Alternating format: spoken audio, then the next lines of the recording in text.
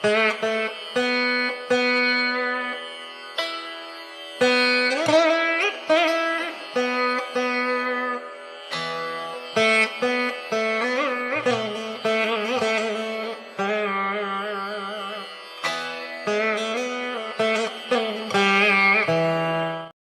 had to be referred to actually come up with something holistically about rivers. So, as we all know, for us, the Panchabhutas are not just some elements, but they are one of the outcomes of the Parabrahman himself. Because in the Upanishads, we do have these verses such as Tasmadva etasmad atmana akashas sambhutaha akashad vayuhu vayo ragne ragne rapah adbhya prithivya prithivya oshadibhyah. So, in this way, everything is a manifestation of the Param Brahman himself. So, consciously or subconsciously, we do have this view upon nature to be sacred. So, coming to Nadi, the word we'll start with understanding Nadi with the word Nadi itself. So, Nadi is a Strilinga word that is formed from the root verb called Nada, Nada Dhatu. So, Nadati iti Nadi. So, the dhatu, the meaning of the root verb would be that which makes sound. So it is, that means so many a times the etymological meaning may fit to the meaning, or at times maybe something else. So in here we can relate the etymological meaning of making sound as the rivers, while they flow, they make some noise. But apart from this, there is a definition. Interestingly, there is a definition for Nadi, which is called as Ashta Sahasra Dhanur Anyuna Vyapta Toya Nadi. So what is that? What does that mean? So we do find this lakshanam or definition of Nadi that Dhanus Sahasran Yashtaucha Gatir Yasam Navidyate Nata Nadi Shabdavaha Gartastaf Parikirtitaha. So this is a very interesting way of putting. So that which is not having a length of 8,000 dhanus cannot be called as Nadi. So they should be called as Gartas. So by this, we are getting a definition of a Nadi and a definition of something called as a Garta. So what is a Nadi? Nadi is that water body which flows not less than 8,000 dhanus. Dhanus is a measurement that we find in the Shastras. So approximately one dhanus is 6 feet. So that water body which flows lesser than 6 feet cannot be called as a Nadi, but it should be called as a Garta, is what this verse actually states. So if we actually calculate Ashtau, Sahasrani Ashtau, Dhanus Sahasrani Ashtau, that means 8,000 Dhanus. That means 8,000 to 6 feet is approximately 48,000 feet. And approximately, if we convert it into kilometers, it will be around 14.6 kilometers. So a Nadi is essentially a water body which has flowing water not less than 14.5 kilometers. Whatever water body which flows lesser than this can be called as a Garta, and not lesser. So from 14.5 and above can be called as a Nadi. So this is a very interesting definition that we find. And what are the attributes of a Nadi? So Tajjala Guna, Swachhatvam, so it is very pure. Laghutvam, it is very light. Deepanatvam, it has a kind of a glow to itself. Pachanatvam, that means it aids in digestion. Ruchyatvam, it has good taste. Trishnapaharatvam, so it helps to quench our thirst. Pathyatvam, again, it helps in it is very what you call drinkable water, you can say. Madhuratvam, having sweetness to it. Isha Dushnatvancha, a little bit of mild heat. So it is not too cold, not too hot. Naturally, a Nadi, when it flows, it will be in a very mild temperature, which is not too hot, not too cold.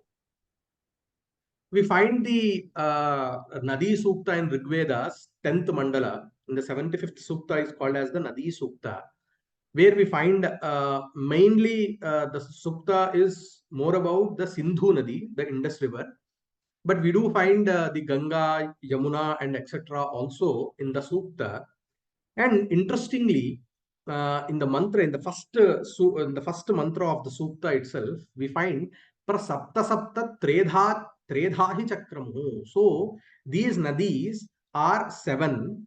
That is the main seven. What you call the Sapta Sindhu is also another word we find in the Shastras. So Sapta Sindhu means there are seven essential what you call the rivers, Ganga, Yamuna, Indus, and so on and so forth. And they are said to be having three ways, that is, Tredhahi Chakramuhu. So they actually flow in three different places. What are those three? In the Sayana Bhashya, Tredha, the word Tredha is explained, Prithivyam Antarikshe Divichet Tredha Triprakaram Chakramuhu Pravahan. So the rivers, they flow on earth, Antarikshe in the space, and Divi in Swargaloka, Dyuloka. So in three places the Nadis actually flow. So this is one way of understanding that whatever the rivers that we actually perceive through our sensory organs is just one form of that Nadi. So that we will even explore, we can actually discover it more further. So here we need to understand that there is a Sthula Rupa and a Sukshma Rupa. So what is a Sthula Rupa? Sthula Rupa is that form which can be perceived by our sensory organs. And Sukshma Rupa is that form which cannot be perceived by mere Bhautika sensory organs, but you need a Yoga Shakti to actually perceive them. So in that way, if a Nadi is flowing in the Antariksha, definitely we being having a very, what you call, limited understanding through our perceivable, what you call, our sensory organs. So it is not that everyone can actually experience the Sukshma form of that particular Nadi which is flowing in Antariksha or in the Diloka. So then we find the different types of rivers and their significance in a work called Rajanighantu. Sarva Guruvi Prangmukhi Vahini Syal Lagvi Paschad Vahini Nishchayena Deshe Deshe Tadgunasa Visheshan Naisha Dhatte Gauravan Laghavancha. So how do we actually classify rivers is by the direction that they flow. So all the rivers that flow eastward are considered to be heavy, and while those who flowing westward are considered to be light. And in different regions, each and every river exhibit different qualities distinctively, but they are neither always heavy or light inherently. So this is what it is said. So if we actually see, Godavari Nadi has a different form. While you actually see, it is definitely many a times it is in brown in color or green in color in places, whereas Krishna and Tungabhadra, you find the water to be a bit crystal clear. So these are the inherent qualities of each and every Nadi, and they have each and every Nadi, depending upon it could be the regions that they flow or whatever reasons it may be, inherently they are unique from one another. Prayo mruduvaha guruvaha laghvyaha shighravah smritaha nadyah pashana sikata vahinyaha vimalodakaha. So generally rivers that flow slow are considered heavy. So prayaha mruduvaha. Mruduvaha means which flow slowly are considered to be gurvaha. That means they are considered to be heavy, while those that flow rapidly, shighravah laghvyaha smritaha. So that those rivers which flow rapidly are known to be light. And nadyaha pashana sikata vahinyah. So there are two types of rivers that actually flow on stones, rocks, or on sand. Vimalodakaha. That means inherently the rivers have a very clear water in them. Himavat prabhava yascha jalam ta swamrutopamam. And rivers that carry stone and sand. And another thing is Himavat prabhavaha. So the rivers which actually originate from Himalayas or from the glaciers are said to be, the water is said to be Amrutopamam. That is, the water would be like Amruta or nectar. And then again we have विंध्यात Prachi प्राच्यवाची प्रतीची या च उदीची स्यान् नदी सा क्रमेण वातारोग्यम श्लेष्म पित्तार्तिलोभम पित्तोद्रेकम पथ्यपाकंच धत्ते. So the rivers that flow from the Vindhya mountains towards the east, west or north possess specific effects depending upon their direction. They improve vata related vatarogyam, that means they improve vata related ailments, and they even help us to tackle the disorders of kapha and pitta, reduce the aggravation of pitta, and aid in digestion and pathyapakancha datte. So they at the in the holistic view would be that they help in all the, I mean, in tackling the tridoshas. The river water would definitely help, is what the Rajanikuntu also says.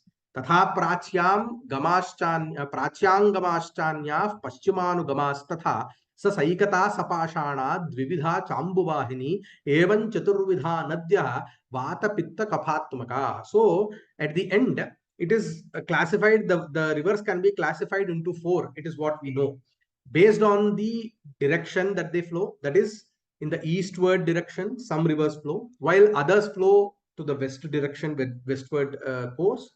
Rivers can be of two types. Again, those carry sand, those carry stones. So in this manner, the rivers which flow east, the rivers which flow west, the rivers which carry stones, the rivers which carry sand. So in this way, the rivers can be actually classified into four types, and all four types of rivers are said to be vata pitta kaphatmakaha. So they are said to be the form of vata pitta kaphas. That means they help us in maintaining the vata pitta kaphas. And then sada vahayas tu anavadyam ushnam marut kaphanam shamanancha tasyaha neeram vasante himakrit visheshat nadi bhavam naiva himagamecha. So the water of rivers that constantly flow without any obstruction is warm, and it helps in tackling the disorders of vata and kapha, in particularly during the spring season, vasanta rutu. So neeram vasante hitakrit. So it is said that the water in the Vasanta Rutu is very good, very hitakrit. So it is very helpful for us. And river, that is, it is pretty much good for us to not go near the river or have much relation with the river at the time of himagame, at the time of winter. So that is what Nadi bhavam naiva himagame. So it is better not to go into river often in winter, is what we get to know. And interestingly, not only in the encyclopedial works that they find about the rivers, even in the Ayurveda texts also, we do find the health effects of river water in Shushruta Samhita Sutrasthana also. Tatra nadyah paschimabhimukhaha pathyaha laghudakatvat. So rivers that flow westward are beneficial because they are laghudakatvat, because they have light water. So it is easy to digest. However, purvabhimukhastu na prashasyante gurudakatvat. So however, the rivers that flow eastward are not considered ideal, as their water is heavy. And dakshinabhimukhaha nati doshalaha sadharanatvat. So in between we may find, it is not that the all the rivers flow southwards, but many a times we find the route of the river may have some southward direction also. So in Sushruta Samhita we find that dakshinabhimukhaha nati doshalaha. So rivers that are flowing southward are not highly problematic, as they are moderate in nature. Sadharanatvat. Prayena nadyah marushu satiktaha lavananvitaha. So in general, the rivers that are in desert regions, they carry slightly salty and lavananvitaha. So they are satiktaha, and they have even a bit of astringent, tikta also, tikta rasa also in them. Ishat kashaya madhura lagupaka balehitaha. They are mildly sweet, they are light to digest, and they are very much beneficial for strength. So we do find some say that there is inner flow of a river in the Thar also, and we do find water bodies that are flowing under the desert. So it is said that it is very much beneficial to the health. And again in Sutra Sthana only of the Charaka Samhita, we find Vasudha Kita Sarpaku Malasandushitodakaha Varsha Jalavaha Nadyaha Sarva Dosha Samiranaha. So rivers that carry rainwater. So when it extensively rains, so we have a flood of water. So rivers that carry rainwater means that at the time of flood, whatever water is there, and whose water are contaminated by earthworms, heat, sarpa, snakes, and rodents, sarpa akhu, and mala. Okay, and are these cause various disorders due to the imbalance of the sarva dosha samirana. So they have the imbalance. They create the imbalance of vata, pitta, and kapha, and it is said that it is better not to consume that kind of a water directly, but maybe we have to go through some purification process and then consume the water, is what even Charaka Samhita also has to say. And in Kalika Purana, we do find the form of the rivers to be two types. As I said, it has a Sthula Rupa and a Sukshma Rupa. Not only rivers, but even interestingly, mountains also have two forms, is what we understand. Nadyadinam Rupadvayam Yatha Nadyascha Parvata Sarve Dvirupaschcha Swabhavatah Toyam Nadinam Rupantu Shariram Aparantatha Sthavaram Parvatanantu Rupam Kayas Tatha Paraha. So Nadyaha Parvatascha Sarve Dvirupa Swabhavatah. So all the rivers and mountains inherently they have two forms. The water is one form of the rivers. Toyam Nadinam Rupantu. So water that which we actually see is just one form of the river, while the body is another. Shariram Aparantatha. And in the same way, the Sthavaram Parvatanantu, the immobile form of the mountain is one, and their physical structure is the other. So that is something Kayas Tatha Paraha. Shuktina Mathakambunam Tathaiva Antargata Tanuhu Bahirasthe Swarupantu Sarvadaiva Pravartate. It is similar to conch, I mean the shankha and oysters, where you have a shell, outer shell, and actually the creature, the jiva actually resides inside the shell or the conch. So their internal bodies are concealed. So the internal bodies of either mountains or rivers are concealed by the external form that we actually perceive, while their outer shell is always present and visible, like the oysters and conches. So we need to understand here that um, the form of water of rivers which we are seeing is just one form, and there is something beyond perceivable in nature of a river, is what the Shastras say, and the Puranas say. And by this we can actually see why we consider naturally that rivers to be the form of devatas, or we find a form for everything in nature. एवं जलम स्थावरंच नदी पर्वतोजस्तथा अंतर्वसतिकायस्तु सततम नोपपद्यते. So similarly, rivers and mountains do have an external form in the form of water, and in the form of the whole structure of the mountain, while the body within, which is not immediately perceivable. So it is not perceivable for everyone. And interestingly, if we see in Ramayana, where while Sri Ramachandra, while he wants to actually cross the Sagara and go to Lanka, he asked Sagara to give way. When he's not reciprocating, he becomes angry. and then Sagara comes in the form of in the form of a person, and comes and says that I cannot do this as it is against the my nature. So I will help you in building a setu, or the bridge upon me, is what he says. So here, if you see, they have a kama rupa, so they can come in a form of actually a person also, which the form is not perceivable by everyone. आप्यायते स्थावरेण शरीरं पर्वतस्य तु तथा नदीनां कायस्तु तोयेनाप्या आप्यायते सदा. So the body of a mountain is nourished by the immovable form, and the body of rivers is consistently nourished by the form of water.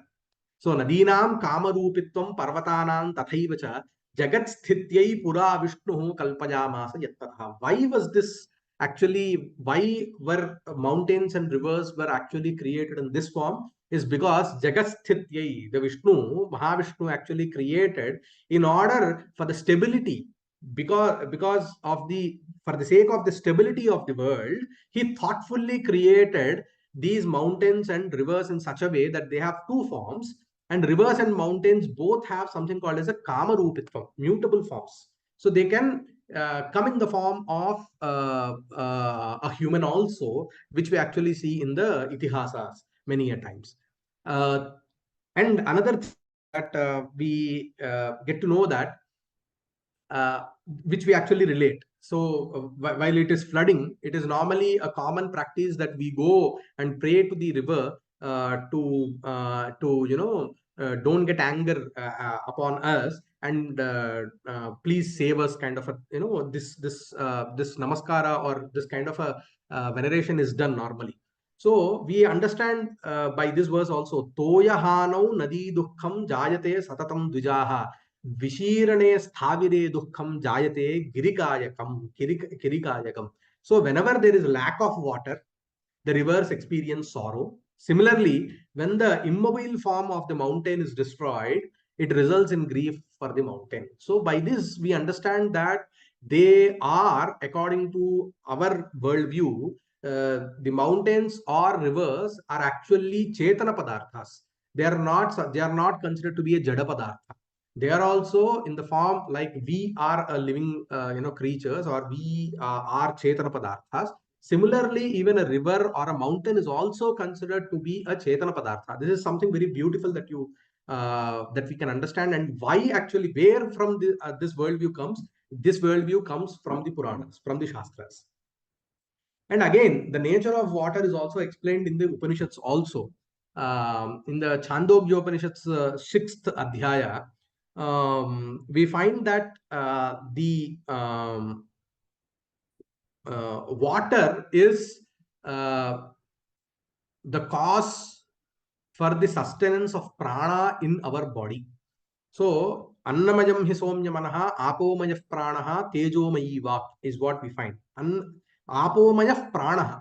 So, the prana, or if we have to actually sustain our life in this physical body, then we need to actually take water, because apomayah pranaha.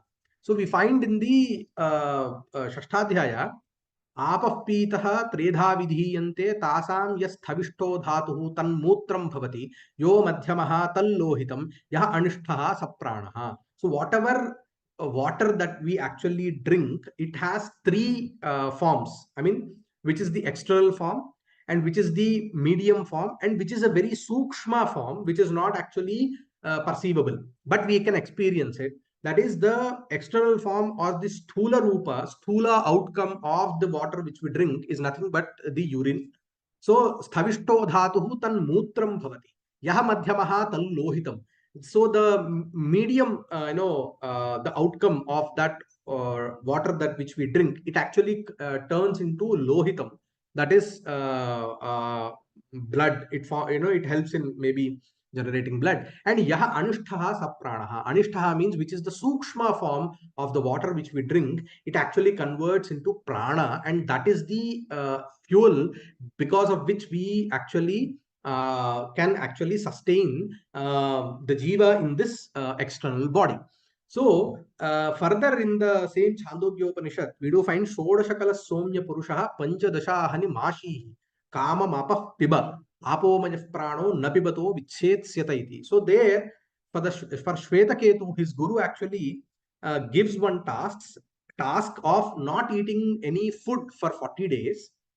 And he says that in these 40 days, you refrain from eating food, solid food, but kama mapappiba.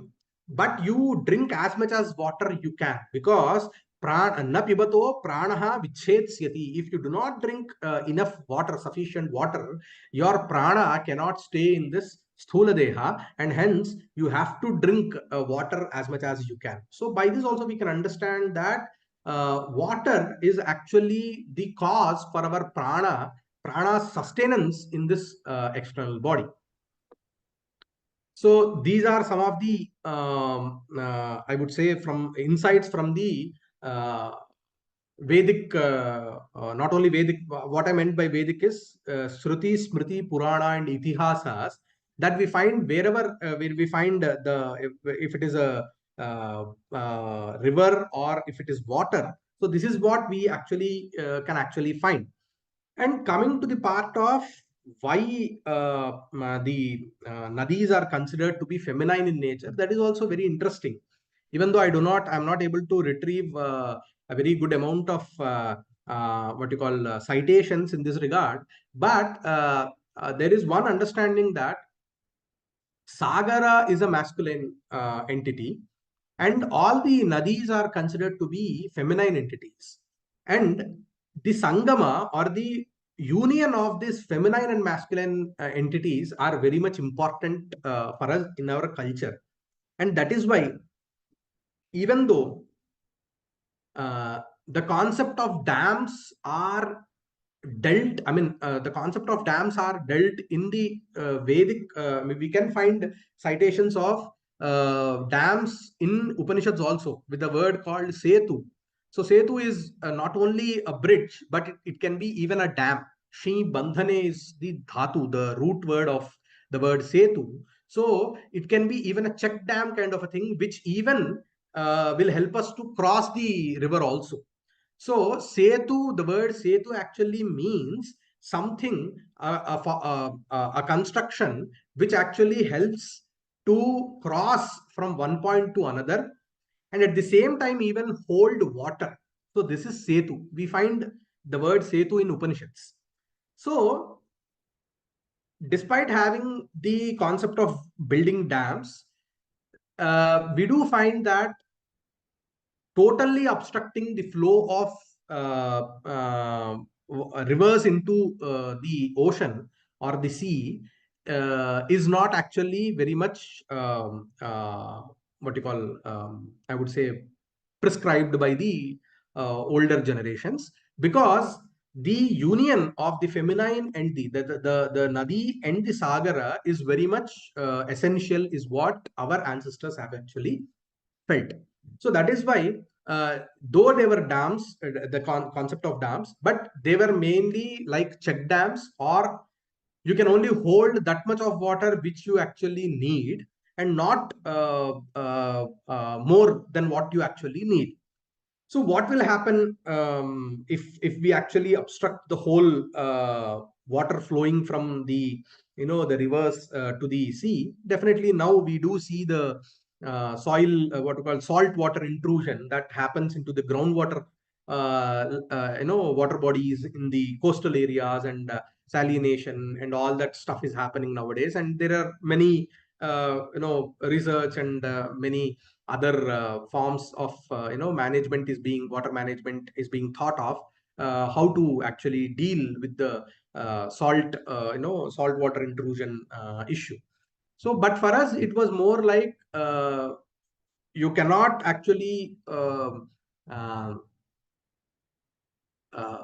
take over or take the control of nature totally. You can use it as much as you can. That is why if you even see the Rajaraja Chola's Kallanai Dam, it is more about diverting as much as water you can by the Kallanai Dam. It is not about totally holding the water as much as you can. It is about using the water as much as you can for your benefit, but not holding. The concept of that dam is not about holding large amounts of water.